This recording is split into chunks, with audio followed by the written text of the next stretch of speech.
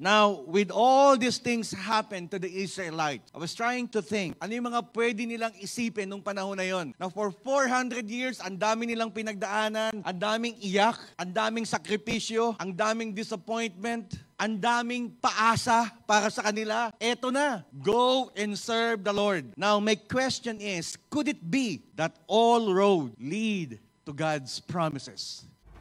Sulong, huwag umurong,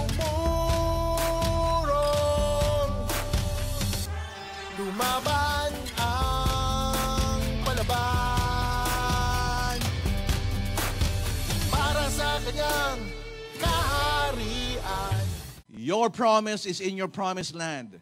Maybe you are in that situation right now and you have not received the promises of God, but there is always a place for you to receive your promises from the Lord. All you have to do, continue to go. Lord, I'm going to move, I'm going to pursue it, and I will not look back. They said to Moses, is it because there are no graves in Egypt that you have taken us away to die in the wilderness? What have you done to us in bringing us out of Egypt? Is not this what we said to you in Egypt? Leave us alone, that we may serve the Egyptians, for it would have been better for us to serve the Egyptians than to die in the wilderness. Again, they went back to that slave mentality. Wala na nga yung nakaraan. Tapos na. Wala nang slavery. Wala nang paghihirap. You know, if you have this slave mentality, past is always better than the future. May kilala ka bang taong mahilig balikan yung nakaraan? Pagka nagka-problema na, kasi dati ganito talaga ako, bobo talaga ako, tamad talaga ako,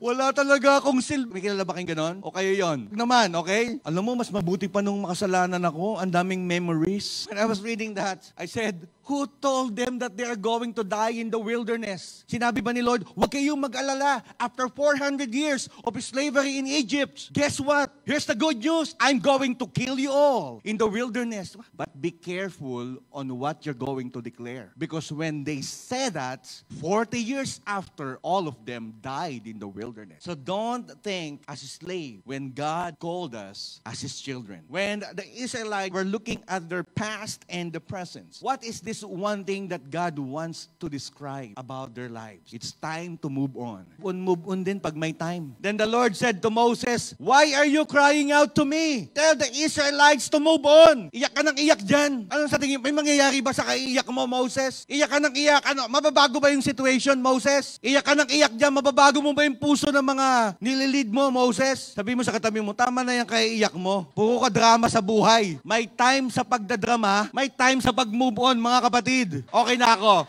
Best actor na ako, Lord eh. Okay, best actress na ako, okay na yon. Only for this year, okay na akin na yung corona na yan. You know, when God said, move on. Tayo kasi, ganito yan, Kaya nagagalit tayo sa mga tao na nagsasabi sa atin, alam mo, puro ka iyak. Alam mo kaya tayo napipikon sa mga tao na yon? Kasi ang bilis at ang dali nilang sabihin na mag-move on. Wala sila sa situation natin. But when God said, move on, that shows that God is actively guiding and directing our movements. Nung sinabi ni Lord, move on na. Kasi yung problema mo, problema ko na rin. Yung direction mo sa buhay, ako na yung malilid sa'yo. Now, sino sa inyo dito gusto nyo na kapag may utang kayo, umiiyak kayo, tapos nagsabi sa'yo na move on. After niya sabihin, move on, ako nang bahala sa utang mo. Ako nang magbabayad. Sino sa inyo yakapin nyo yung tao na yun? Talaga? Diba? Ba't ba ako umiiyak? Diba? Diyan ka naman pala. Ganon si Lord. So when God said move on, He is actively guiding and directing our movements.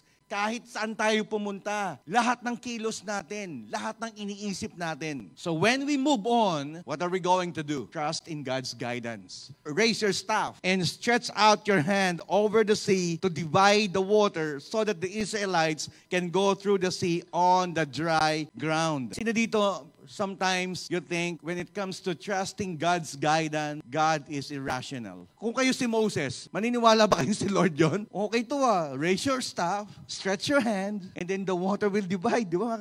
Uy, ayos yun Sino dito yung sabi sa inyo ni Lord, anak, may solusyon na ako sa problema mo. May ganun ba kayo minsan? Yung umiiyak ka magdamag, nagpipray ka, Lord, anong gagawin ko? Lord, ang hirap ng pinagdaanan. All of a sudden, nag-whisper sa si Lord, anak, I have a solution. Wake up very early morning. Mag-zumba ka. Irrational, illogical, tama? And most of the time, God is working like that. Sino dito nakapag-driving school na? Taas ang kamay. Di ba yung first time na nag-driving lesson ka, kinakabahan ka? Pangalawa, hindi mo alam ang direksyon. Pangatlo, you don't know what to do. Meron ba dito nag-driving school ka, wala kang kasamang instructor? Ang sabi lang sa'yo, mag-aaral ka, driving? Okay, 50% off, i-drive mo na yan. Figure it out. Walang ganun, tama? May instructor ka. Now, here's the thing. You're inside the car, you're holding the steering wheel, but there is this someone who's giving you instruction. What to do, where to go. Among you here believe that you're holding your life. Buhay mo yan. But don't forget that the Lord is the one giving you an instruction. All you have to do is to trust in His guidance. You want to move on?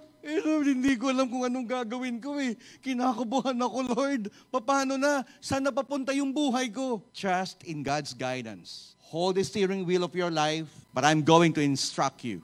I'm going to lead you. We can always have the confidence that God is actively guiding and directing our steps. Second thing, we can now move on. Recognize God's glory in difficult circumstances. In Exodus 14:17, it says, and I will harden the hearts of the Egyptians so that they shall go in after them, and I will get glory over Pharaoh and all his host, his chariots, and his horsemen. Sino dito nakakaalala ng storya nung yung blind man in the Bible since birth? When Jesus was passing by with his disciples, and then all of a sudden, they saw this blind man from birth. And the disciples asked Jesus, who sinned, this man or his parents, that he was born blind? Neither this man nor his parents sinned, said Jesus. But this happened so that the works of God might be displayed in him. Ang daming questions sa buhay natin. Tama ba? Ang daming yun ang sinisi. Hindi pa rin na-solve yung problem nyo.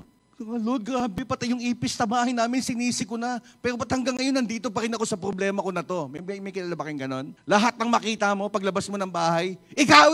Diba? Ako ba't ako? Diba? Ikaw, diba? Lahat na lang, pagpunta mo ng opisina, sinisisi mo lahat. Lahat sila yung dahilan ng problema. But you know, in difficult circumstances, if you want to move on, it's always the purpose and not the cause. What is God's purpose? To give glory to the Lord.